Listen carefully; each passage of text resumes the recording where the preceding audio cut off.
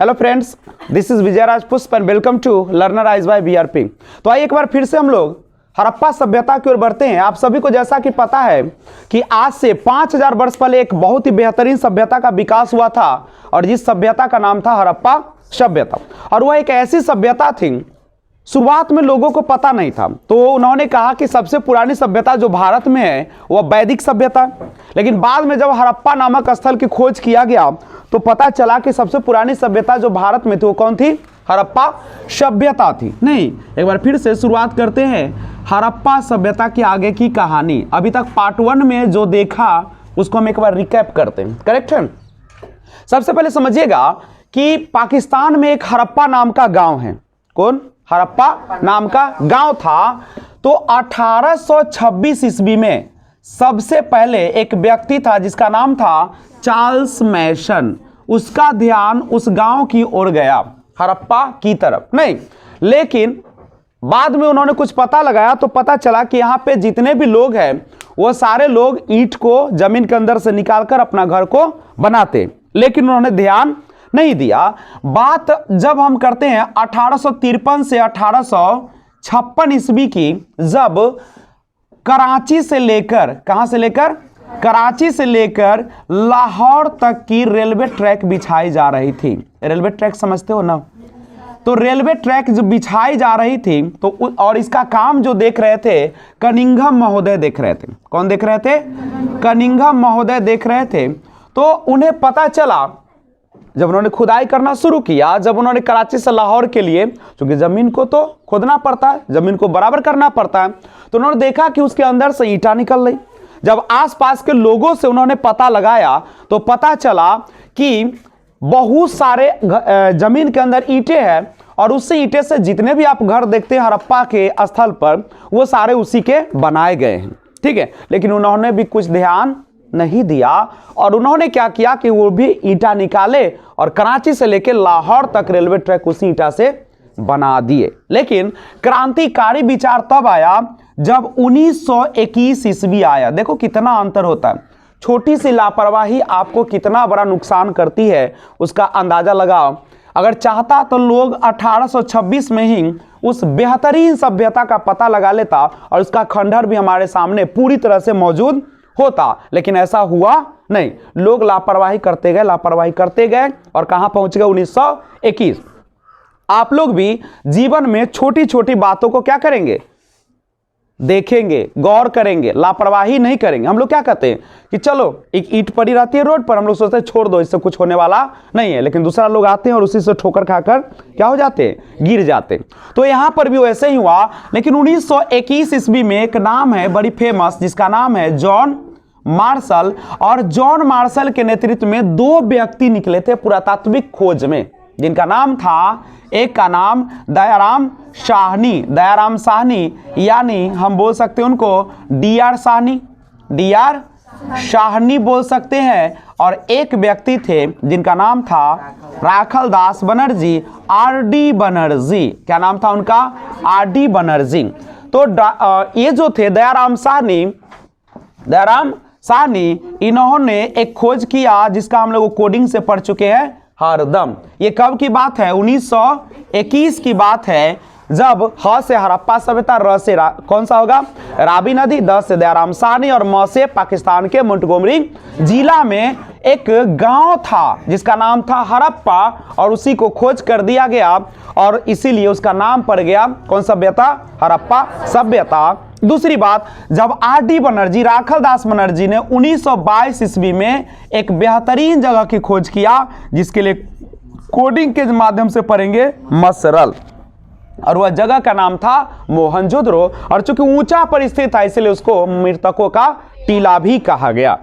म से मोहनजोदड़ो, स से सिंधु नदी, र से राखल दास बनर्जी और ल से पाकिस्तान के लड़काना जिला, यहीं पर नहीं।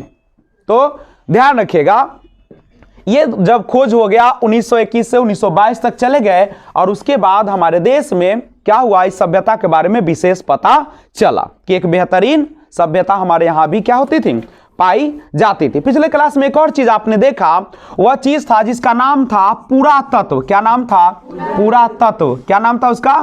पुरातत्व, आर्कियोलॉजी। पुरातत्व क्या है, इसके बारे में सबसे पहले हम जानते हैं। आप सभी को मैं लिखा भी दिया हूं और आप रिवीजन भी कर रहे हो, नहीं देखे होंगे तो पार्ट 1 जाकर देख लिया करें। नहीं तो ध्यान दीजिएगा इस चीज को। हेलो, हाँ चलिए।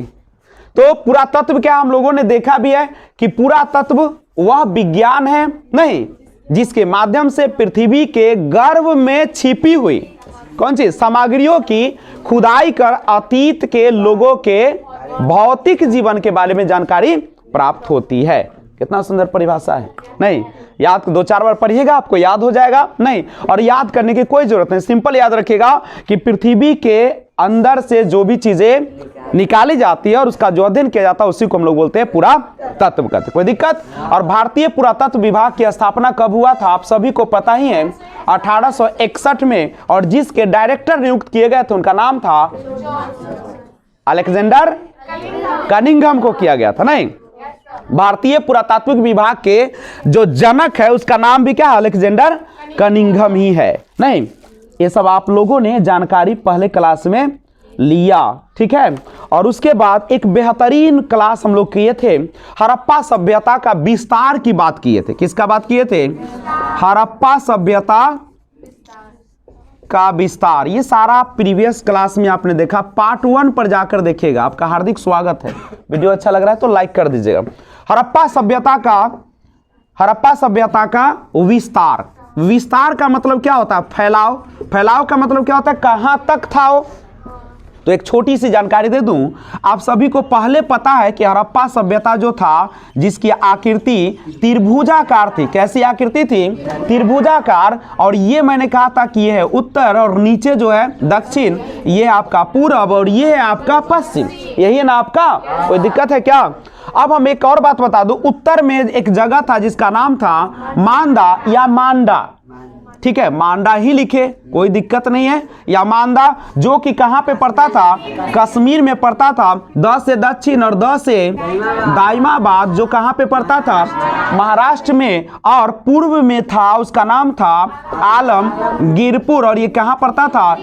यूपी यानी उत्तर प्रदेश में ये पड़ता था। नहीं, दूसरी बात, और ये जो है पश्चिम, जहां पे एक जगह है जिसका नाम है सूतकांगेडोर। सूतकांगेडोर और कहां पे ये पड़ता है? सूतकांगेडोर, बलूचिस्तान। करेक्ट। दूसरी जानकारी मैंने बताया था कि उत्तर से दक्षिण इसकी जो लंबाई है वह 1400 किलोमीटर और पूर्व से पश्चिम जो चौड़ाई है 1600 किलोमीटर। और ये जो समुद्र से सटा भाग है, तटीय भाग, जिसकी भाग की लंबाई थी 1300 किलोमीटर। और ये पूरे हड़प्पा सभ्यता का जो क्षेत्रफल था वो 12,99,600 वर्ग किलोमीटर या लगभग 13 लाख वर्ग किलोमीटर। ये जानकारी आपने लिया। और दूसरी एक और जानकारी लिया कि मिस्र की जो सभ्यता थी वह सिंधु सभ्यता से कितना गुना छोटी है? छोटी, 20 गुना छोटी है। यानी मिस्र की सभ्यता से सिंधु की सभ्यता जो है वह 20 गुना अधिक बड़ा है। क्वेश्चन समझिए, सिंधु सभ्यता मिस्र की सभ्यता से 20 गुनी अधिक थी। नहीं, और मिस्र और मेसोपोटामिया, दुनिया की सबसे पुरानी सभ्यता मेसोपोटामिया की सभ्यता, भारत की सबसे पुरानी सभ्यता हड़प्पा की सभ्यता। नहीं, तो मिस्र की सभ्यता और मेसोपोटामिया दोनों को मिला दिया जाए तो उससे 12 गुना अधिक बड़ा था कौन? क्या लाजवाब। इतनी अच्छी संस्कृति को हम लोगों ने क्या कर दिया? खो दिया। क्यों खोया? हमारी लापरवाही ने। कभी भगवान ने हमारा साथ नहीं दिया, कभी हमने साथ नहीं दिया। नहीं, ऐसे भगवान पर दोष लगाना तो अच्छी बात नहीं है, क्योंकि जो कुछ भी होता है उन्हीं के दया से होती है। एक पत्ता भी नहीं हिलता उनके आज्ञा के बिना। और जो कुछ भी तुम हो किसके दया से हो? प्रकृति के, नेचर से। नहीं, इसलिए नेचर का क्या करे? सम्मान करे। और हम एक का नारा बुलंद करे और प्लस 25 के पहले की शादी पाप माना जाए। नहीं, पाप माना जाए। भगवान से दुआ करोगे 25 से पहले वाला सब नरक में जाए। हे भगवान कर जीवन न सुखमय हो। मैं तो ऐसा ही दुआ देता हूं। चलिए, क्योंकि हमारे धरती की बोझ दिन पर दिन क्या होती जा रही है, बढ़ रही है, और कुछ होता नहीं है। जिस बेटा बेटी के लिए मर रहे हो ना, वो तुमको कोई काम देने वाला कोई नहीं है, सब बेकार है, सब इधर से आ जाओ। चलिए आगे देखते हैं। तो हड़प्पा सभ्यता का विस्तार, कल का क्वेश्चन भी था कि हड़प्पा सभ्यता का विस्तार लिखे, तो क्या लिख दीजिएगा आप लोग? अगर लिख दीजिएगा तो मैं आपको आगे बढ़ाता हूं। चले बाबू लोग, तो आज हम लोग हड़प्पा सभ्यता के, ये आपने पिछले वीडियो में सब जानने का प्रयास किया, और मैं आशा करता हूं कि आपको अच्छी तरीके से समझ में भी आ रहा होगा, और प्लस आप दिमाग में भी कंसेप्ट को बैठा रहे हो। हम चाहते कि आपको इस प्रकार से हड़प्पा का नॉलेज मिले। अब तमाम लोगों से गुजारिश है कि आपस में कम से कम नहीं करे, नहीं तो ये दुनिया देख रही है आपके चाल चलन को और संस्कृति को। चलिए एक और चीज देखिएगा, हड़प्पा सभ्यता का अगर हम तिथि निर्धारण करें, सर्वमान्य तिथि की बात करें, नहीं तो सर्वमान्य तिथि कितना है इसका, तो आप 2 पर ज्यादा विश्वास करते हैं। 2300 से लेके 1750 बीसी का मतलब before the birth of Jesus Christ, यानी ईसा पूर्व। और एक काल जो बड़ी पॉपुलर है 2350 से लेकर 1750, आपको जो करीबी मिले उसी को आप ऑप्शन पर टिकिएगा। अभी तक आपने एक और चीज देखा कि जो हमारा सिंधु घाटी सभ्यता, चूंकि सिंधु घाटी सभ्यता सिंधु नदी के आसपास पूरी तरह से फैला हुआ था, इसलिए आपने हड़प्पा को सिंधु घाटी सभ्यता का। और चूंकि सिंधु घाटी सभ्यता में सबसे पहला जो स्थल मिला उसका नाम था हड़प्पा, और इसीलिए इसे हड़प्पा सभ्यता के नाम से भी जाना जाता है। तो ध्यान रखिएगा, हड़प्पा सभ्यता को किन किन नामों से जानते, एक बार फिर से रिकैप करते हैं। हड़प्पा सभ्यता, इसी का नाम है सिंधु घाटी। घाटी का मतलब समझते हो, अरे पानी जब चौड़ाई लेके बहती है वही ना घाटी होता है। सिंधु घाटी सभ्यता, इसी का नाम था एक और सरस्वती, चूंकि ये गंगा और इधर कौन सा सिंधु के बीच से सरस्वती नदी भी गुजरती थी, और वहां पर भी सेम तरीके का क्या था, स्थल था, इसीलिए इसे सरस्वती घाटी सभ्यता भी कहा गया। सरस्वती नदी घाटी सभ्यता भी कहा गया। इसे एक और सभ्यता के नाम से जाना गया, उसका नाम था मेलुहा सभ्यता, नहीं, और इसे आद्य ऐतिहासिक काल में रखा गया। आद्य ऐतिहासिक काल उस काल को कहते हैं जिस काल में लोगों ने लिखना तो जाना, लिख कर भी रखा, लेकिन आगे के लोग उसको पढ़ नहीं पाए। अब सवाल तो सवाल ही है, और हर सवाल का जवाब नहीं मिल सकता। तो आगे बढ़ते हैं, और आज का क्लास स्टार्ट होता है यहां से, ठीक है, और जिसका नाम है बेहतरीन कार्बन 14 पद्धति। आज की क्लास आपके सामने कुछ ही पलों में आ रहा है, जिसका नाम है कार्बन 14 विधि या कार्बन 14 पद्धति। मैं एक शॉर्ट बातें इसमें आपको बताता हूं। कार्बन 14 विधि है क्या? तो कार्बन 14 विधि किसी भी वस्तु का तिथि निर्धारण करने की एक पद्धति है। याद रखिएगा, कार्बन 14 विधि किसी भी वस्तु का उम्र निर्धारण करने की एक पद्धति है। जब तक कोई वस्तु जीवित होती है, ध्यान से सुनिएगा, जब तक कोई वस्तु जीवित होती है तो उसमें कार्बन 12 एवं कार्बन 14 नामक 2 रेडियोधर्मी पदार्थ पाए जाते हैं।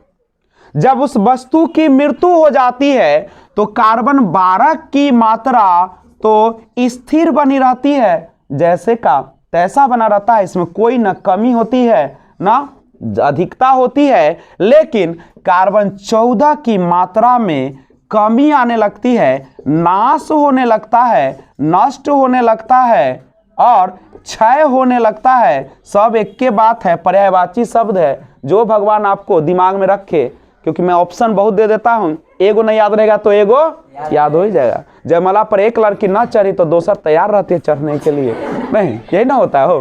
तो इसी तरीके से कमी हो तो इसी कार्बन 14 की मात्रा के कमी जो होती रहती है उसी के आधार पर हम किसी भी वस्तु का तिथि निर्धारण करते हैं और उसी को कहा जाता है कार्बन 14 विधि के नाम से जाना जाता है, कार्बन 14 पद्धति के नाम से जाना जाता है। एक बार फिर से, ताकि घर पे पढ़ने की कोई जरूरत ना पड़े, एक बार फिर से सुन लिया जाए। कार्बन 14 विधि किसी भी वस्तु का तिथि निर्धारण करने की एक वैज्ञानिक पद्धति है। कैसी पद्धति है? वैज्ञानिक पद्धति है। जब तक कोई वस्तु जीवित होता है तब तक उसमें कार्बन 12 एवं कार्बन 14 नामक दो रेडियोधर्मी पदार्थ पाए जाते हैं। अभी जिंदा हो तो दो पदार्थ पाए जाएंगे, कार्बन 12 एवं कार्बन 14। लेकिन जब वस्तु की मृत्यु हो जाती है, नष्ट हो जाते हैं, तो उसमें कार्बन 12 की मात्रा तो स्थिर बनी रहती है, लेकिन कार्बन 14 की मात्रा में कमी आने लगती है, जिसके आधार पर हम किसी भी वस्तु का तिथि निर्धारण कर लेते हैं। समझे कि नहीं समझे?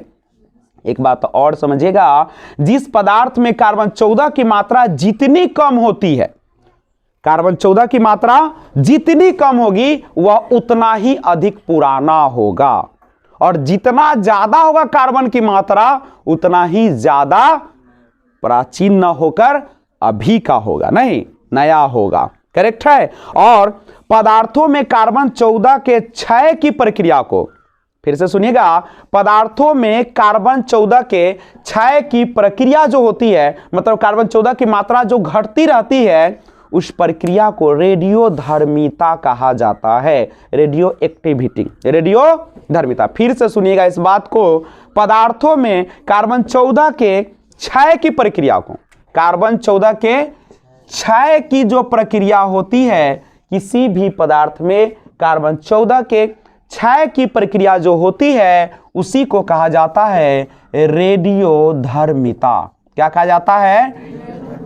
फिर से सुन लिया जाए, किसी भी पदार्थ में कार्बन 14 की मात्रा के घटने की प्रक्रिया को, घटने, नाश होने, कमी होने की प्रक्रिया को ही क्या कहा जाता है? रेडियोधर्मी कहा जाता है या रेडियोधर्मिता कहा जाता है। क्या कोई दिक्कत? दो क्वेश्चन आपके दिमाग में बसा, एक कार्बन 14 विधि क्या है और एक रेडियोधर्मिता क्या है। फिर से सुनाते, जब तक याद ना हो जाए दिमाग में बसाते रहो। फिर से, कार्बन 14 विधि किसी भी वस्तु के तिथि निर्धारण करने की एक वैज्ञानिक पद्धति है।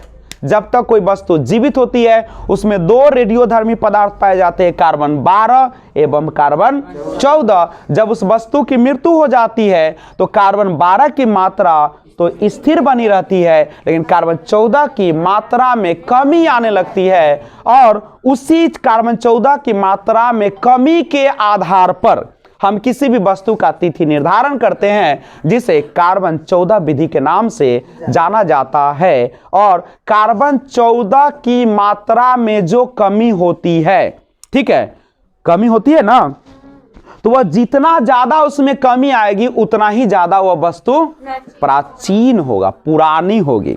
करेक्ट। और किसी भी पदार्थ में कार्बन 14 की मात्रा के क्षय होने, कमी होने की प्रक्रिया को ही कहा जाता है रेडियोधर्मिता। तो अभी आप लर्नर आइज बाय वीआरपी के माध्यम से ज्ञान प्राप्त कर रहे हैं। कौन सी? कार्बन 14 पद्धति या कार्बन 14 विधि क्या है और रेडियोधर्मिता क्या है। और वीडियो अगर अच्छा लग रहा है तो इस चैनल को सब्सक्राइब करिए, दोस्तों के यहाँ भेजिए, ताकि कोई अशिक्षित दुनिया में न रह पाए। नहीं, चलिए तो एक कदम और आगे बढ़ते हैं।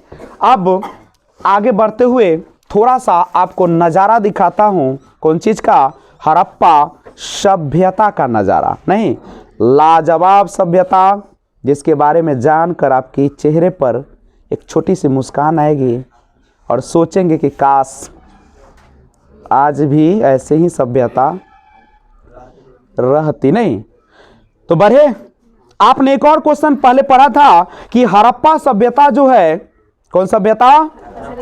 हड़प्पा सभ्यता जो है वह बेहतरीन भवन निर्माण के लिए भी प्रसिद्ध था। नहीं, ठीक है, तो कैसे था मैं आपको जानकारी देता हूं। पहले तो सबसे पहले जानिए हड़प्पा सभ्यता के कुछ महल के बारे में जानकारी दे दूं। हड़प्पा सभ्यता जो था 2 किलो में बटा हुआ था। ठीक है, कितने किलो में? या 2 टीलों में बटा हुआ था। टीला, टीला समझते हो ना? अरे टीला माने टीला नहीं, टीला माने ऊंचाई पर। देखो, ये हड़प्पा सभ्यता 2 टीलों में बटा हुआ था बाबू। एक टीला था जिसका नाम था पूर्वी टीला, और एक टीला था जिसका नाम था पश्चिमी टीला। तो ये दाहिना हाथ कौन टीला होगा? पूर्वी टीला नहीं, और बायां वाला कौन टीला होगा? पश्चिमी टीला होगा। पूर्वी टीला, पश्चिमी टीला। आप कहेगा सर ये कौन चीज है, ये का हमको कहाँ ले चल जा रहे हैं ना? तो सुन लीजिए, अभी तुरंत आपको समझ में आना शुरू होगा। ध्यान दीजिएगा, ये जो हड़प्पा सभ्यता था 2 टीलों में बटा हुआ था। पूरा का पूरा शहर कितना टीला में बटा हुआ था? 2, यानी 2 भागों में बटा हुआ था। और बाबू ये जो था पूर्वी टीला, यह शहरी भाग था। शहर, शहर जहां पे व्यापारी रहते होंगे, कृषि करने वाले रहते होंगे, आम लोग रहते होंगे। सभी लोग कहां पे रहते थे? पूर्वी टीला में रहते। सभी लोग कहां रहते थे? पूर्वी टीला में रहते थे। कौन लोग रहते थे? आम लोग रहते थे। आम लोग माने आम खाने वाला नहीं, साधारण लोग जो व्यापार करते थे, कृषि करते थे नहीं। और ये जो पश्चिमी टीला था, जिसे दुर्ग या गढ़ी के नाम से भी जाना जाता था, दुर्ग या गढ़ी के नाम से भी इसे जाना जाता था। दुर्ग तो समझते ही होंगे नहीं? दुर्ग का मतलब होता है बाबू जो घेरा रहता है पूरी तरीके से। गढ़ी कहो चाहे गढ़ कहो। अब सुनिए, इसमें तो आपने देखा कि सामान्य लोग रह रहे हैं, व्यापारी रह रहे हैं, और आम जनता रह रही है या कृषि करने वाले। सभी लोग कहां रह रहे हैं? पूर्वी टीला। बाबू सुनो, नहीं तो फिर दिक्कत में पड़ जाओगे। एक को कंसेप्ट मिस किया ना तो बस लुटाइत रह जाओगे। तो पूर्वी टीला में कौन लोग रहते थे? शहरी था। पूर्वी टीला बिल्कुल शहरी था, और उसमें रहते थे आम जनता, व्यापारी लोग, कृषि लोग, यही सब ना। लेकिन जो पश्चिमी टीला था बड़ी लाजवाब था। इसमें रहते थे पुरोहित वर्ग के लोग। अब क्या पुरोहित वर्ग कौन थे? तो उस समय के उच्च वर्ग के लोग। उच्च वर्ग मतलब कहने का अर्थ है जो पैसे वाले होते थे, जो पढ़े लिखे लोग रहते थे, जो शासन करने वाले लोग होते थे, वो सारे रहते थे पश्चिमी टीला में। पूछेगा कि बताइए कि पुरोहित है, ये कौन है? पुरोहित वर्ग। पुरोहित वर्ग का मतलब क्या होता है? उच्च वर्ग के लोग। उच्च वर्ग के लोग में कौन आ जाएंगे? नहीं, वो सब नहीं, जाति नहीं, जाति नहीं। जो ज्ञानी लोग हैं, जो पैसे वाले लोग हैं, जो राजा महाराजा है, जो मंत्री लोग हैं, ये सब रहते थे यहाँ पे। समझे? आज की बात नहीं है, 5000 वर्ष पहले की बात है। और पूर्वी टीला में सामान्य जनता बेचारी ऐसे ही रह रही है। लेकिन इनका फतन सोहदार देखिए, इनके चारों तरफ से किला बंदी की गई थी बाबू। किला बंदी समझते हो ना?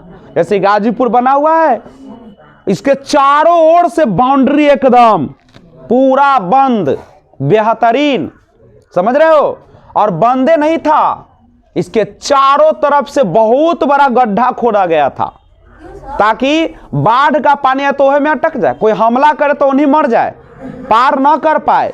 इतना बेहतरीन। और दूसरी बात, ये जो बाहरी दीवार था बाबू, ये पक्की ईंटों से पूरा किलेबंदी की गई थी। पक्की ईंट, आग में पकी हुई मिट्टी को टेराकोटा कहा जाता था उस समय। टेराकोटा, टेराकोटा किसको कहते हैं? आग में पकी हुई ईंट को। और ये बाहरी जो बाबू किला था और काफी मोटा था, समझे? ये पक्की ईंट का था, और अंदर से जो ईंटें लगाए गए थे वो कच्ची ईंट लगाई गई थी। बाहर से एकदम पक्की ईंट और अंदर से कच्ची ईंट। और उसके अंदर यहां पे है, इसमें लोग रहते हैं पुरोहित वर्ग के लोग। पूरा बंद है, सेफ है, कोई प्रवेश नहीं कर सकता है। और यहां पे लोग कुछ नहीं है, यहाँ किलाबंदी उनबंदी कुछ नहीं है, ऐसे ही है। ओए किलाबंदी है तो गेट नहीं होगा, ये तो सोचने वाली बात।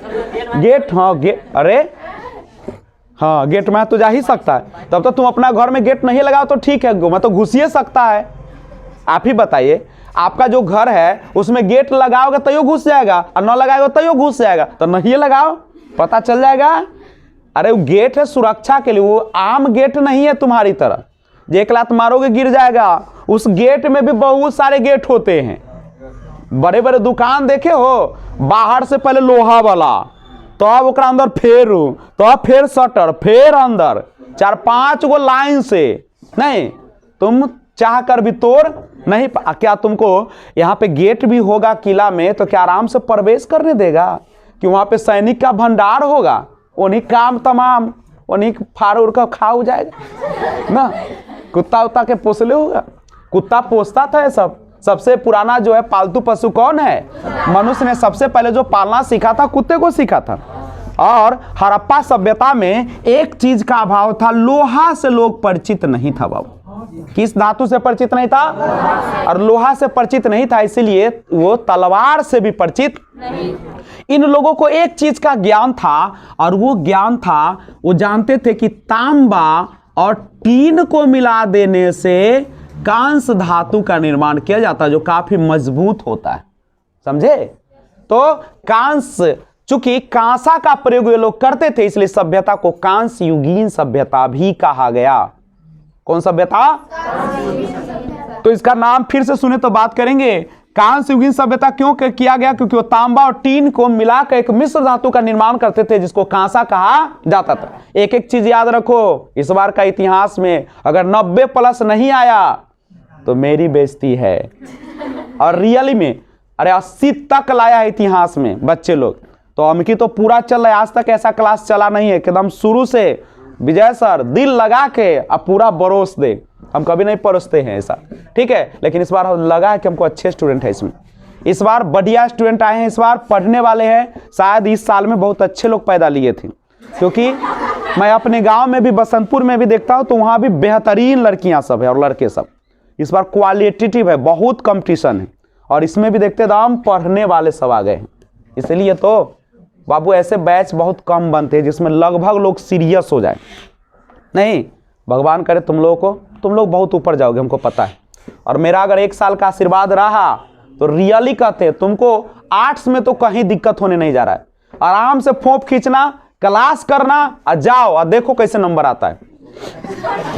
रियली कहते, देख लेना तुम साल गुजरती जाए ना, देखो गाना नहीं कि दिन महीने साल गुजरते जाएंगे, आगे तो जन्मे करते हो। चलिए, तो आद ऐतिहासिक काल के नाम से भी इसको जाना जाता है। हड़प्पा सभ्यता को जाना जाता है कांस्य युगीन सभ्यता। आद ऐतिहासिक काल इसको जाना जाता है नगरीय सभ्यता, चूंकि इस समय सभी सुविधाएं मौजूद थे जो आम जनता को चाहिए, बिल्कुल शहर की तरह। इसी को कहा जाता है शहरी सभ्यता। क्या कोई दिक्कत?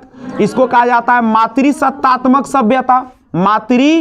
चूंकि माताओं का बड़ा इज्जत होता था, लड़कियों का बड़ी आदर सत्कार होता था, घर की मालकिन भी खास शायद या बाहर का भी, सब दोनों मिलके करते थे। पूजा पाठ यज्ञ सभी कार्यों में स्त्रियों का उतना ही हाथ होता था जितना पुरुषों का होता था। नहीं, क्या लाजवाब था। हाँ, अनार्य सभ्यता क्यों कहा जाता था? चूंकि ये आर्य लोग नहीं थे, मध्य एशिया के आने वाले नहीं थे, ये अफगानिस्तान के रहने वाले नहीं थे। समझ गए? जो आए थे मध्य एशिया से, अफगानिस्तान साइड से आए थे, उस साइड से, वो सारे लोगों को कहा जाता था आर्य। चूंकि वो आर्य जाति के थे, तो क्या ये आर्य लोग थे? नहीं थे। इसलिए इसको एक और सभ्यता कहा गया जिसका नाम था अनार्य सभ्यता। कोई दिक्कत? और यहां पे जो पूजा होती थी, मातृ देवी की पूजा होती थी। नहीं, और लोगों को प्रकृति पर बड़ा विश्वास था। सूरज, चंद्रमा, पेड़ पौधे, जो आज भी तुम लोग पूछते हो पीपल का पेड़ को, और उस समय को भी, हाँ उस समय भी पूजा होता था। आम का पूजा, बड़ का पूजा, पीपल का पूजा, तुलसी का पूजा, सब वही है। ठीक है, तो सारा होते थे उस समय। हम लोग केवल उसका 2 कॉपी है आज, उसका एगो न कहता है ये जेरोक्स है, कुछ नहीं हमारे पास उसके तुलना में। वो लोग जो जीवन जिया हम लोग सपनों में नहीं सोच सकते अभी। नहीं, हम लोग तो अभी हम लोग पेट के लिए सोचते हैं, वो लोग बहुत आगे निकल चुका था। वो लोग मिट्टी के बर्तन को बनाते थे, ईंट बनाते थे, जो आज भी ईंट सुरक्षित है उसका। अभी तो ईंट लाओगे थोड़ा दिन में, इसमें देखिएगा बालू लेखा बरक जाएगा, ईंटा ढह जाएगा, घर ढह जाएगा, 2-4 बार प्लास्टर बंद करवा दो ना, ढह जाएगा। उसका ईंट आज तक सुरक्षित है, जस का तस। अभी इसको पहले देखते हैं। नहीं, व्यवस्था तो ऐसा था कि आज के लोग जो घुसखोर पैदा ले लिए हैं उससे कई गुना बेहतर था उस समय। उस जमाने में बाबू नालियां का व्यवस्था किया गया था, वो भी बड़ी नाली छोटी नाली। अभी आते अंदर घुसते तब मजा आएगा, लाजवाब चैप्टर है। अभी इतना ही जानो कि पूरा हड़प्पा सभ्यता कितने भागों में बटा हुआ था? एक था पूर्वी टीला और दूसरा था पश्चिमी टीला बटा हुआ था। नहीं, और ये सारा चीज देखा, लेकिन एक जगह था बाबू धौलावीरा जिसका नाम है। एक जगह था धौलावीरा, और वहां पे ये 2 टीलों के बावजूद एक और टीला था बीच में दोनों के, समझे? तो याद रखिएगा, धौलावीरा एक ऐसा जगह था जहां पे 2 टीला न होकर कितना टीला था? 3 टीला था बाबू। करेक्ट है। तो आगे हम लोग बढ़ते तो जानकारी चलती रहेगी, नहीं, और बात कभी खत्म होती नहीं है। थोड़ा सा जानकारी और मैं दे दूं, कोई दिक्कत है इसमें? अगर पूछे कि हड़प्पा सभ्यता के इमारत के बारे में कुछ जानकारी दे तो आप इसी प्रकार से दीजिएगा कि वह 2 भागों में बटा हुआ था, पूर्वी टीला पश्चिमी टीला।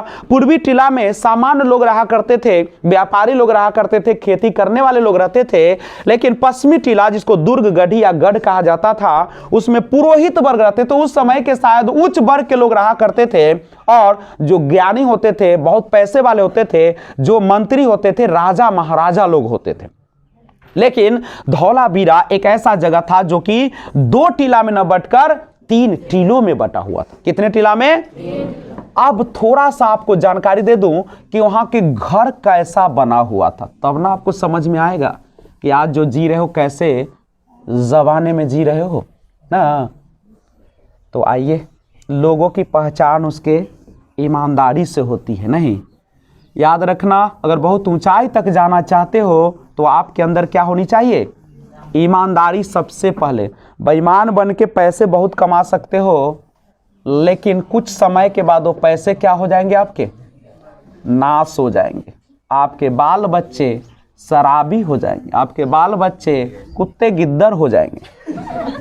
रियली कहते हैं। इसलिए कभी बेईमान बनने की कोशिश ना करना बाबू। आइए, इसका जो घर बना हुआ था इतना लाजवाब था कि आपके भी मन में होगा कि काश नौकरी होगा तो मैं भी वैसा ही घर का निर्माण करूंगा। ग्रिड पद्धति में घर बना हुआ था। अब कहिए सर ग्रिड पद्धति क्या है? जानते रहो, बोरिंग नहीं ना हो रहा है? बोलिएगा, ग्रिड पद्धति क्या है इसके बारे में समझिए। मैं आपको जानकारी दे दूं सबसे पहले कि ध्यान दीजिएगा, ग्रिड पद्धति वहां का जो भवन बना हुआ था कैसे बना हुआ था पहले समझिए। पहली बात तो वहां का घर बना हुआ था बाबू, बिल्कुल एक कतार में घर बना हुआ था और एक ढंग का बना हुआ था, समझे? यह है हड़प्पा सभ्यता का एक पूरा विस्तार। इसमें क्या था, बीचों बीच सड़क बनी हुई थी और जिसको हाईवे कहा जाता था बाबू। यह करीब 10 मीटर तक चौड़ा होता था। 10 मीटर मतलब समझ रहे हो? 10 गज, 1 मीटर कपड़ा लेते हो ना, 1 गज, 10 गज, यानी मेरे जैसा 2 आदमी सूतेगा तब चौड़ा होगा। नहीं, ठीक है, थोड़ा सा कम। तो ध्यान दीजिएगा, तो 10 मीटर याद रखिएगा। हड़प्पा सभ्यता के बीचों बीच क्या थी?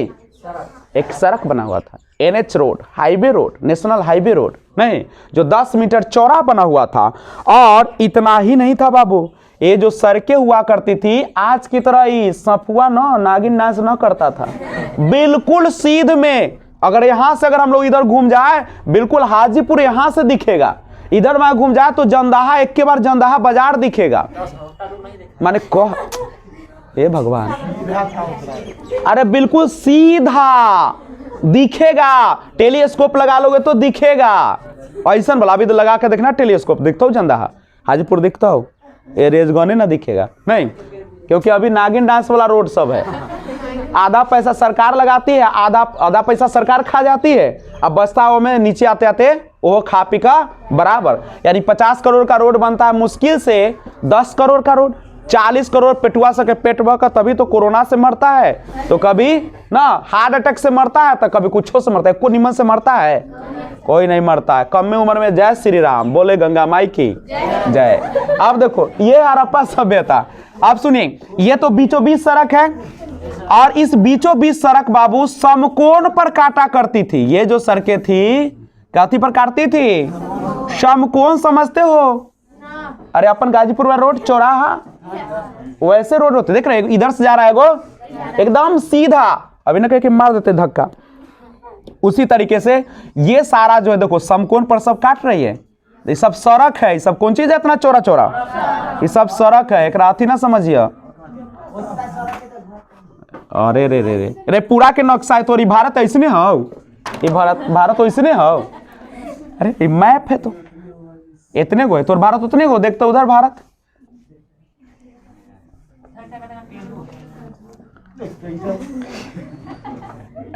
चलिए देखो बचवा देखो, तो ये समकोण पर काट रही है। ये सब मुख्य सड़क है। कौन सड़क है? अब घर क्या मुख्य सड़क पर बना हुआ था? हाईवे पर नहीं ना, तो घर में घुस जा तो ट्रैक्टर देखा ना घुस गया, कभी ट्रक घुस जाएगा, कभी ट्रैक्टर घुस जाएगा। अरे आज जुबा घुसल था हमारा मन क्या वीडियो बना लेके ना बनाए। चलिए ध्यान दिया। अब देखिएगा, ये तो मुख्य सड़क है, ये सब सड़क है, सब क्या है? आई चारों तरफ इकट्ठी है, किलाबंदी है। अब इसमें इतना ही पर दम नहीं लिया, अब बाबू कहा कि ना मेन सड़क पर घर नहीं बनेगा, बड़ा दिक्कत है, ये गली में बनेगा। ये देख अभी पतरा पतरा सड़क है गली में। गली में कैसन सड़क है? पतरा पतरा सड़क है। पत्थर कोई मैप है, मैप क्या है? हाँ ठीक है, तुम्हारे भारत में तुम अटोगे, देखो तो हटा के आओ, तो आ जाओ। तुम जो बिहार में रहते तो इतनी को बिहार है, इतनी को ना है, और मैं ऑडियो घुसेगा। चलो तो ये देखो, ये जो है बाबू ये क्या है? गली है। क्या है ये? गली है नहीं। और इस गली में अब एक बात सोचो, ऐसे ही उधर भी बना होगा नहीं? सुनिएगा, ये जो मेन रोड है, मुख्य सड़क है, हाईवे जिसको बोल रहे हो, राष्ट्रीय राजमार्ग इसको कहा जाता था। इसको क्या कहा जाता था? राष्ट्रीय राजमार्ग, जो कितने चौड़ा का होता था? 10 मीटर तक चौड़ा था। और हम पूरा रिपोर्ट देंगे इसका, अभी तो हम लोग तत्काल जानने का प्रयास करें। अब जो घर बनाए जाते थे बाबू, वो मुख्य सड़क पर नहीं बनाए जाते थे, हाईवे पर। घर जो बनता था गली में बनता था। कहां बनता था? गली में। और इस गली में बना होता था घर। इस गली में क्या बना होता था? घर। और इस घर की सड़कें मुख्य सड़क की ओर नहीं खुलता था, पीछे की ओर खुलता था। कहां खुलता था? पिछवाड़े की ओर खुलता था। सब में ऐसा ही घर बना हुआ था, जितना भी देख रहे हो ना, सब में ऐसा ही घर बना हुआ था। ठीक है, ये सब में क्या था? ये सब गली देख रहे हो ना, ये सब गली है ना, इस सब में क्या था? घर बना हुआ था, और जिसके सड़क मुख्य सड़क की ओर ना खुलकर पीछे की ओर खुलता था। लेकिन क्यों खुलता था? क्योंकि उन लोगों का कहना था कि घर में होती है औरतें, लड़कियां, और वह किस अवस्था में रहती है हमें पता नहीं है। लोग बाहर से अगर आए तो डायरेक्ट हमारे घर में प्रवेश नहीं करे। उसके लिए भी दिखाएंगे, जब एक घर का नक्शा दिखाएंगे ना, तब पता चलेगा कितना लाजवाब है, कितना सोच में पड़ जाओगे तुम। आज हम लोग भले ही बहुत पैसा वाले हो जाए, बहुत खाने पीने वाले, लेकिन आज हमारे घर में कुछ सुविधा नहीं है। तन्नी को रूम में जन्म लेते हैं, तन्नी को में रहते हैं, तन्नी को में कपड़ा साफ करते हैं, तन्नी को में सब करते हैं, और हमें तन्नी को में जय श्री राम, खत्म हो जाती है कहानी। नहीं तो ये आपकी मुख्य सड़क की ओर नहीं खुलता था। लेकिन बाबू एक जगह था जिसका नाम था लोथल, जो कि कहां पे पड़ेगा? गुजरात में, जो किस नदी पर बसा हुआ है? भोगवा नदी पर बसा हुआ है। और उसकी जो बाबू घर के दरवाजे हुआ करते थे, वह सड़क की ओर खुलता था। किधर खुलता था? सड़क की ओर उसके दरवाजे खुलते थे। पूछेगा कि बताइए हड़प्पा सभ्यता में कौन सा ऐसा स्थल है जहां पे घर के दरवाजे पिछवाड़े की ओर न खुलकर सड़क की ओर खुलता था? लोथल भोगवा नदी पर बसा है। लोथ आदमी बेचारा भोगेगा, गाड़ी आएगी, चढ़ेगा, जाएगा, जाना होगा वहां, पीछे से कैसे जाएगा, दिक्कत होगा उसको। ठीक है, तो ये था आपका कहां की बातें हम लोगों ने अभी किया। अभी बात जो कर रहे थे वो हड़प्पा सभ्यता की बात कर रहे थे। अब मैं, ये तो था पूरा हड़प्पा सभ्यता की बनावट, कोई दिक्कत? तो अब दिखाता हूं एक घर, हर आदमी का घर बिल्कुल समान होता था। और एक घर में क्या होता अगर मैं बता दूं तो सारे घर के बारे में जान जाओगे। अरे हर घर की तो वही कहानी है, सबका बेटा शादी करेगा, पत्नी के साथ रहेगा, माँ बाप को गलियाएगा, माँ बाप को इज्जत, यही तो दुनियादारी है। चाहे कतनो चिकना लो नहीं, और सास वही होती है, वही सास और बहू में लड़ाई चलती है। ननद भौजाई का भी लड़ाई फेमस होता है नहीं। तो याद रखिएगा, ऐसे जो घर बनाया गया था ना, इसी को हम लोग कहते हैं ग्रिड पद्धति। इसको क्या कहा जाता है? कोई दिक्कत है? तो अब लिए चलता हूं एक घर में। अभी तक तो हड़प्पा पहुंचे हो, जैसे हमको पूजा के यहाँ जाना होगा तो हम सैदपुर अगर जाना चाहे, सैदपुर गराही हो, बहसी सैदपुर, अगर वहां जाना हो तो यहां से तो हमको पूरा बहसी सैदपुर का नजारा दिखेगा। लेकिन जब वहां जाएंगे तब ना पूजा का घर मिलेगा, चाहे संध्या का ना। तो देखते हैं।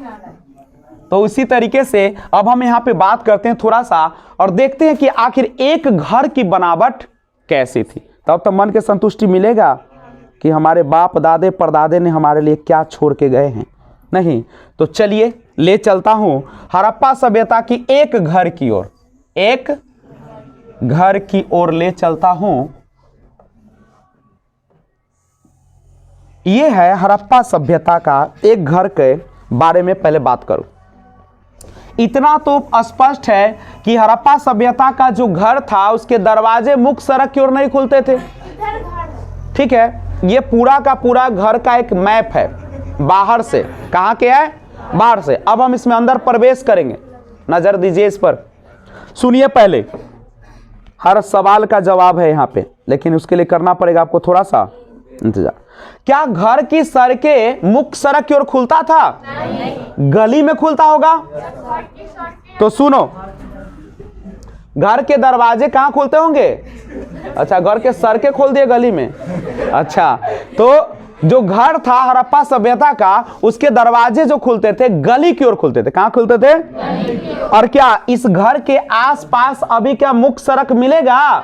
नहीं मिलेगा। तो चलिए घर में प्रवेश करें। तो ये है हमारा घर और यहां से गुजर रही है, ये कथी गुजर रही है? वो ये गली है, पतली पतली सड़क, क्योंकि मुख्य सड़क पे घर नहीं बना हुआ है। कहां बना हुआ है? गली में बना। तो ये है गली और हमको जाना है कहां? घर में जाना है। कहां जाना है? तो चले, सड़क से निकल दिए हैं सड़क से और जा रहे कहां पे? घर की ओर प्रवेश कर रहे हैं। जैसे तुम घर में प्रवेश करोगे बाबू, तुम्हें क्या लगा कि घर में तुम चले जाओगे? नहीं जा पाओगे। जैसे ही जाओगे यहां बाबू हा दीवार मिलेगा लंबा सा, और वह भी बारू 6-7 फीट का दीवार, 5 से 6 फीट का ऊंचाई, यानी मनुष्य के ऊंचाई से ज्यादा होते हैं, 6-7 फीट होते होंगे। ठीक है, ताकि तुम बाहर से झांक भी नहीं सकते हो, तुमको करना पड़ेगा प्रवेश। हमने एंट्री दिया, जैसे एंट्री दिया हमें यहां पे मिला एक दीवार, घर में नहीं गए, और इस दीवार के दोनों तरफ जगह, अब इधर से जाओगे या इधर से जाओगे। ठीक है, चले गए, अभी भी नहीं दर्शन होगा कुछ। ठीक है, अब जैसे ही यहां तुम पहुंचोगे, यहां पे एक खूबसूरत सा आपको मिलेगा, बेहतरीन डिजाइन में बना हुआ एक आंगन। क्या मिलेगा? एक आंगन मिलेगा यहां पे बाबू। और इस आंगन में जैसे ही तुम प्रवेश करोगे, अभी भी कुछ दर्शन होने का नहीं है। अब यहां से तुम घर के आंगन में जाओगे, जैसे ही आंगन में जाओगे बस यहां पे एक बना हुआ है खूबसूरत कुआं। क्या बना हुआ है? कुआं बना हुआ। कुआं पर गए, हाथ पैर धोए, कुल्ला उल्ला किए, पानी उनी पिए, और बगल में है आपका यहीं पे स्नान करने के लिए एक स्नानागार बना हुआ है। स्नान कीजिए, शुद्ध होइए, पहले शुद्ध हो गए, तब इसी के बगल में है रसोई घर, किचन घर। उसके बाद किचन में आइए, प्रवेश कर गए, अभी भी आराम नहीं है। देखो कितना लाजवाब व्यवस्था है। अब यहां जो है बाबू, ये जो आपका चूंकि रसोई घर है, यहाँ पे स्नानागार है, ये यहाँ है पाइप लगा हुआ, यहाँ भी है नाली बना हुआ, और ये सारी नालियां जो है कहाँ पे जा रही है, ये बाहर जाएगी। घर से पाइप लगी हुई है, नाली लगी हुई है, नाली से जाएगी गली वाली नाली में। यहाँ पे छोटी नाली है, गली में छोटी नालियों का व्यवस्था है पूरा। कहीं कहीं तो लकड़ी का बना हुआ नाली मिला है, लकड़ी। कहेगा सर सर ना जाएगा, का नाव सर जाता है। कुछ ऐसी लकड़ियां होती है जिस पर पानी चलते रहने से कुछ प्रभाव, तो कुछ जो आपका नाली बना हुआ था वो लकड़ी का बना हुआ था, और इस नाली के का सारा पानी इसी माध्यम से कहां आती थी, गली वाली नाली में, छोटी नाली में आएगी।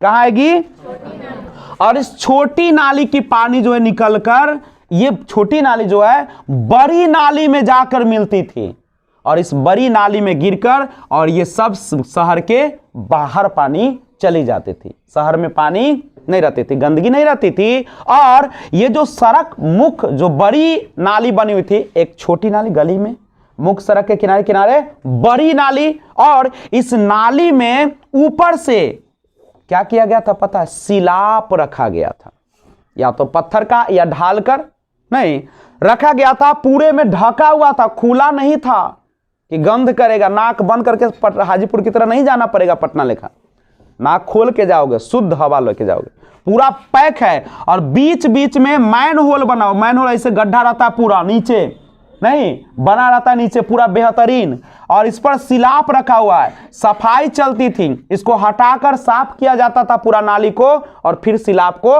रख दिया जाता था। और पानी पहले घर की पानी गली वाली नाली में, छोटी नाली में, और छोटी नाली कहां पे, बड़ी नाली में मिलती थी, और बड़ी नाली का पानी शहर से दूर बाहर जाके गिरता था। और इस तरीके से ये सफाई। अभी भी घर में गए हो क्या, नहीं गए हो, अब इसके अब यहीं तक हो, अभी देखो मुलाकात होगा कोई आदमी से।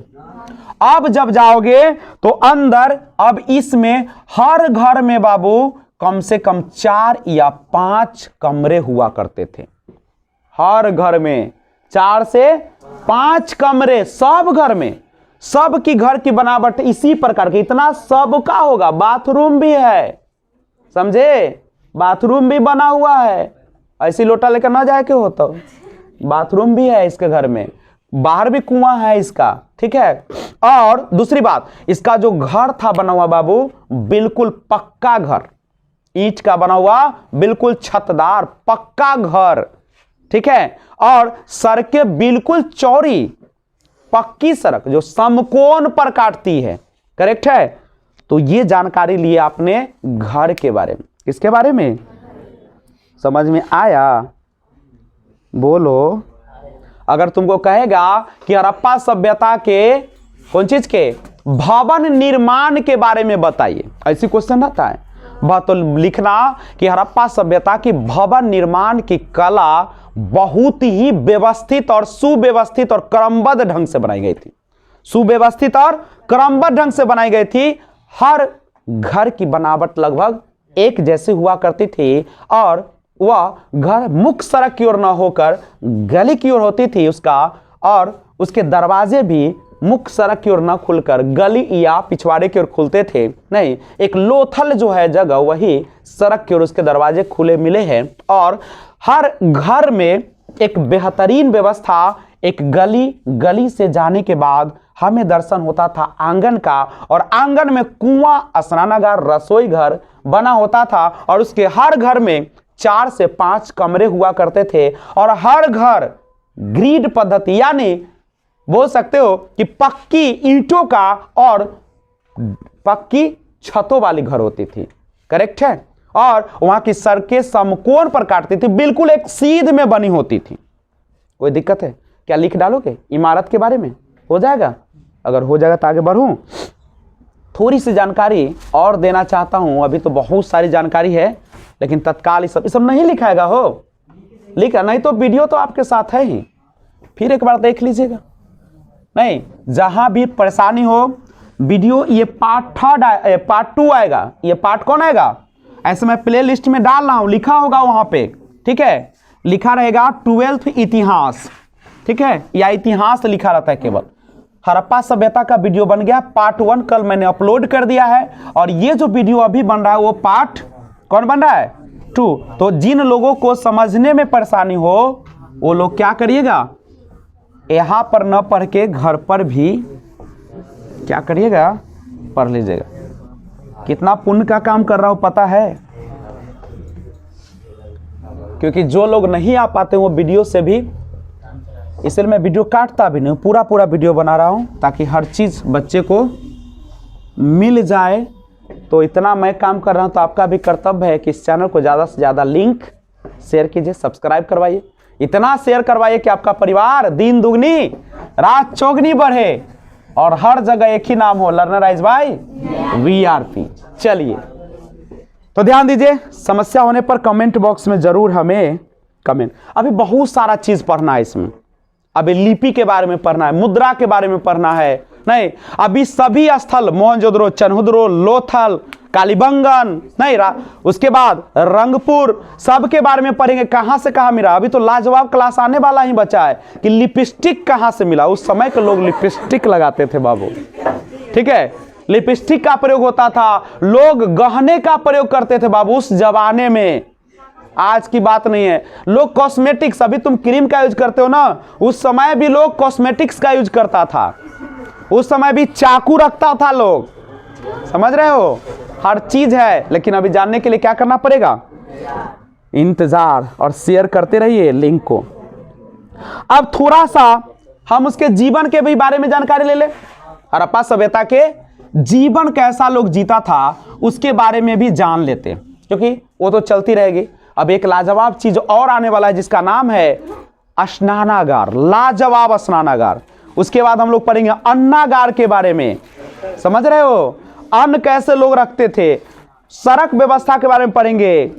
उसके बाद हम पढ़ेंगे ईंट के बारे में, नगर योजना, सामाजिक जीवन कैसा था, धार्मिक जीवन कैसा था, व्यापार और वाणिज्य कैसे करते थे, विज्ञान प्रौद्योगिकी क्या था उसका, और इतनी खूबसूरत सभ्यता का अंत कैसे हो गया वो भी जानेंगे। लेकिन अभी एक लाइन से जानते हैं, 1 by 1। आइए सबसे पहले जानते हैं जीवन, क्योंकि हर व्यक्ति का जीवन बहुत महत्वपूर्ण है और जीवन जीने का तरीका भी हर किस्म का क्या होता है, अलग ही होता है। हेलो, हाँ गुड मॉर्निंग। कौन चीज? तो ध्यान दीजिए, जीवन के बारे में सबसे पहले हम लोग जानने का प्रयास करते हैं हड़प्पा सभ्यता के।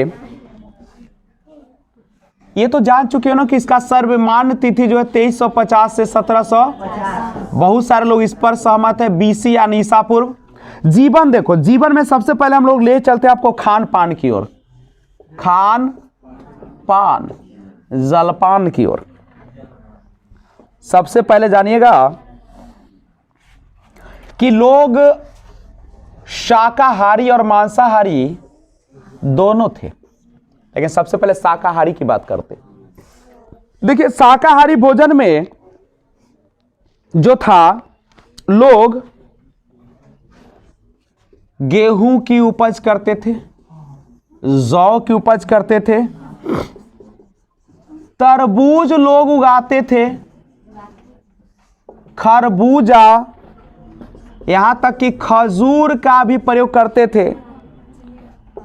तेल के लिए राई, सरसों और तिल का भी प्रयोग करते थे। अभी जो छौका लगा के खाते हो ना, उसी ऊपर भी छौका लगाता था, फ्राई नहीं, कौन से, राई, सरसों और तिल। लोग कपास भी उगाना जानते थे बाबू, और इसी से बनते हैं सूती वस्त्र, ठीक है।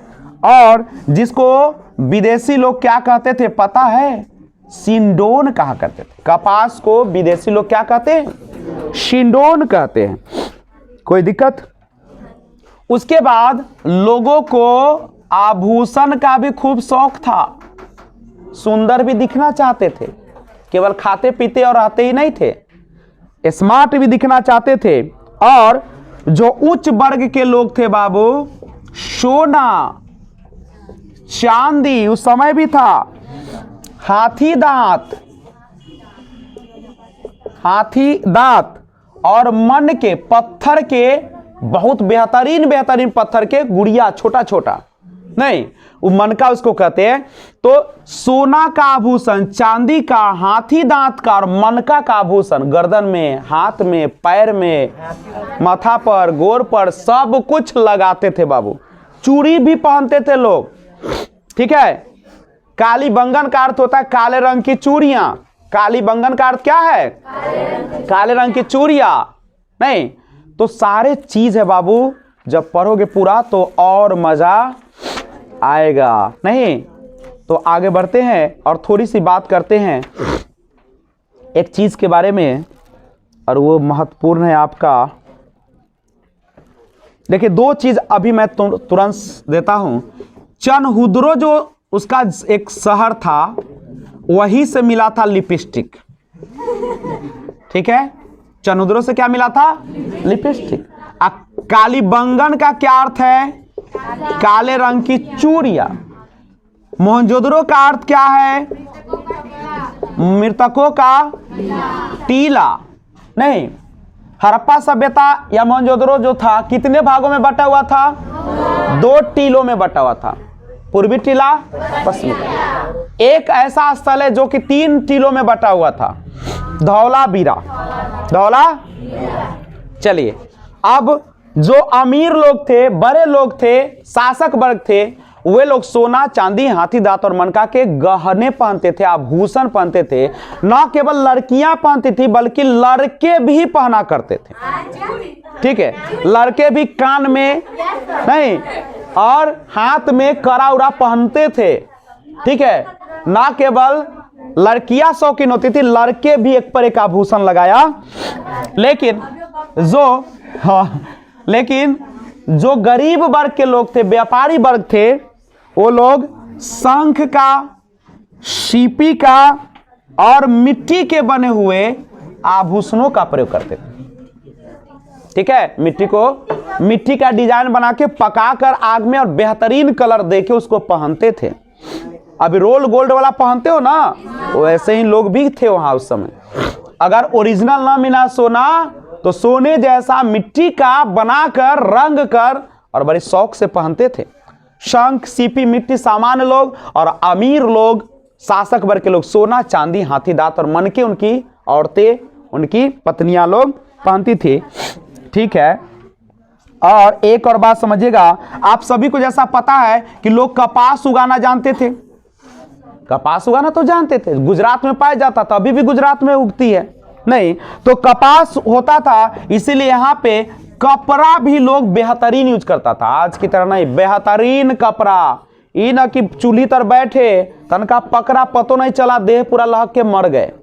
होता है ना ऐसा। जब भी खाना बनाते हो तो बड़ी सावधानी से बनाना, थोड़ा सा न कहता कि एक निशाने से एक ही तीर चलना चाहिए। नहीं, अगर बना रहे हो खाना तो एक समय में अगर इधर कर रहे हो तो इधरे करो, ऐसा ना कि इधर आंच भी लगा रहे हो चूल्हा में और इधर घूम के सब्जी भी काट रहे हो सकता है आपके शरीर में लग जाएगा आग और आपको पता नहीं चलेगा। आजकल जो कपड़ा है एक बार में समेट लेगा, ठीक है, और समेटेगा, बचना बहुत मुश्किल है। और ठंडा का मौसम है, पता नहीं चलता है, आपका शरीर लहर भी जाएगा ना, पता तब चलेगा जब थोड़ी देर बाद लहर चुका होगा। नहीं, बहुत सारे लोग मरते हैं ऐसा, ठीक है। और जब भी आप सिलेंडर का प्रयोग करते हो तो एक बात का ध्यान रखें, खतरनाक नहीं है लेकिन असुरक्षा ही जिंदगी को ले जाती है। अगर सिलेंडर है तो डायरेक्ट सलाई मत बारा करो, उसमें जो गंध होती है, अगर गंध कहीं पे महसूस हो रहा है, खिड़की खोल दीजिए, हल्का देर में पास कर जाएगा। और उसका नॉब चेक कीजिए प्लस पाइप चेक कीजिए कहीं लीक तो नहीं हो रहा है। नहीं कि सलाई बार बार कैसे ऐसे देखी है, चल देवा ऊपर चल देवा, क्योंकि गैस जहां पर भी उड़ के गया होगा वहां आग पकड़ता है। यहां अगर सलाई बारोगे वहां पकड़ेगा, माथा पर होगा माथा पर पकड़ेगा। इसलिए सावधानी, कुछ नहीं, पाइप चेक करो। अगर पाइप में दरार आ गई तो पाइप को चेंज कर दिया करो, रात में जब बनते हो तो रेगुलेटर बंद कर दिया करो, नहीं, रेगुलेटर खोलने से पहले चेक किया करो कि कहीं गंध तो नहीं है तो खिड़की खोल दो। रात में जब जहां पे गैस रखो उसका खिड़की खोल के रखो ताकि कुछ हो भी तो बाहर चला जाए, समझ रहे हो। और न तो उठली और मार ली। इतना ही नहीं, जहां पे सिलेंडर रखते हो वहां पे स्विच का प्रयोग ज्यादा मत करो, बाहर स्विच रखो, बॉल रखो, स्विच बाहर रखो, ठीक है। और वह स्विच दबाने से पहले गंध चेक करो, नहीं तो स्विच यहां दबाओगे आग सब तर पकड़ लेगी और आप जिंदगी से हाथ धो देंगे। बाबू उससे भी चिंगारी आती है, उससे भी आग पकड़ लेगा। बल्ब जब जलेगी उससे भी आग पकड़ लेगा, समझे। नहीं विश्वास है तो लाल वाला जो बल्ब आता है 100 वाट वाला या 200 वाट वाला लगा दो, उसके ऊपर एक सुंदर सा गमछा लपेट दो और देखना, और स्विच दबा दो और रात में सो जाओ, देखना तुम्हारा तार और बल्ब सब बरक के खूब सुंदर लहास मारेगा। आहा, तो ये सब सावधानी रखो। बॉल जब भी लगाते हो नीचे लगाओ, अच्छा से लगाओ। अब तो ऐसा बॉल आ गया ऐसे आग लगती नहीं है। लेकिन हम लोग फिर चलते हैं, एक बार फिर आते हैं उसी जिंदगी में जहां लोग जीते थे आज से 1000 गुना अच्छी लाइफ। हड़प्पा सभ्यता, कपास का खेती गुजरात बेहतरीन, और वहां पे कपड़े का लोग भी प्रयोग करते थे, बेहतरीन कपड़ा। और वह भी कौन कपड़ा पता है? सूती वस्त्र बेहतरीन होती है। आपको गर्मी में सूती वस्त्र पहनेगा प्योर, तो सूती वस्त्र आपके पसीना को सोखेगा, आराम देगा, किसी प्रकार का नोचनी खुजली ये सब नहीं होगा, ठीक है। कपड़ा भी जब पहनते हो ना तुम लोग, अच्छे ब्रांड का पहनो। अच्छा ब्रांड समझते हो? कम से कम अंदर जो कपड़ा रहती है वो कम से कम अच्छे ब्रांड का लो। कितना लगता है? 80 रुपया 100 रुपया लगता है, नहीं तो आपको नोचनी खुजली बहुत सारे रोग हो जाएंगे। चलो सूती वस्त्र के बारे में जानते हैं। सूती वस्त्र का लोग प्रयोग करते थे, और सूती में भी बड़ा स्टाइलिश। कुछ लोग तो सादा पहनता था, बिल्कुल सादे मतलब बिना डिजाइन वाला, और कुछ लोग जो आते थे एकदम कढ़ाईदार वस्त्र उस जमाने में भी पहनते थे बाबू। कढ़ाई, समझे? कढ़ाईदार एकदम फूल उल निम्मन से सज्जल उज्जल वाला कपड़ा पहनता था, करेक्ट है। तो सूती वस्त्र का भी लोग प्रयोग करते थे, और वह सूती वस्त्र जो होता था सादा होता था या कढ़ाईदार हुआ करता था। तो ये सारा था। खान पान में देखा, शाकाहारी में गेहूं, जौ, तरबूज, खरबूजा, राई, सरसों, तिल, कपास का प्रयोग भी करते थे, जिसको विदेशी लोग शिंडोन कहते थे। और आभूषण में अमीर जादे लोग यानी शासक वर्ग लोग सोना, चांदी, हाथी दांत और मनके के आभूषण पहना करते थे, और जो मध्यम वर्ग या नीचे वर्ग के लोग थे शंख, सीपी या मिट्टी के आभूषणों का प्रयोग करते थे। कपड़ा में सूती वस्त्र का प्रयोग करते थे, या तो सादा होते थे या कढ़ाईदार हुआ करते थे। क्या कोई दिक्कत? टाइम कितना हुआ है? वीडियो देखिए कितने मिनट का हुआ। तो आज की सेवा बस यहीं तक। अगर आपको वीडियो अच्छा लगा तो लाइक बटन दिख रहा होगा, आप लाइक कर दीजिए, और नए व्यूअर्स तो इस चैनल को सब्सक्राइब कर दीजिए, लर्नर आइज बाय बीआरपी को। अगर आपको किसी भी प्रकार की परेशानी है तो आप कमेंट बॉक्स में हमें सूचित करें, मैं आपकी सेवा के लिए 24 घंटा उपलब्ध हूं। कमेंट करिएगा, ओके। और बेल आइकन बगल में जो दिख रहा होगा उसको ऑल पे प्रेस कीजिए, जिससे जब भी वीडियो अपलोड करूं सबसे पहले आपको नोटिफिकेशन। तो फिर मिलते हैं एक और वीडियो के साथ, तब तक टेक केयर, बने रहिए, जहां भी रहिए खुशहाल रहिए। Bye bye, thanks for watching.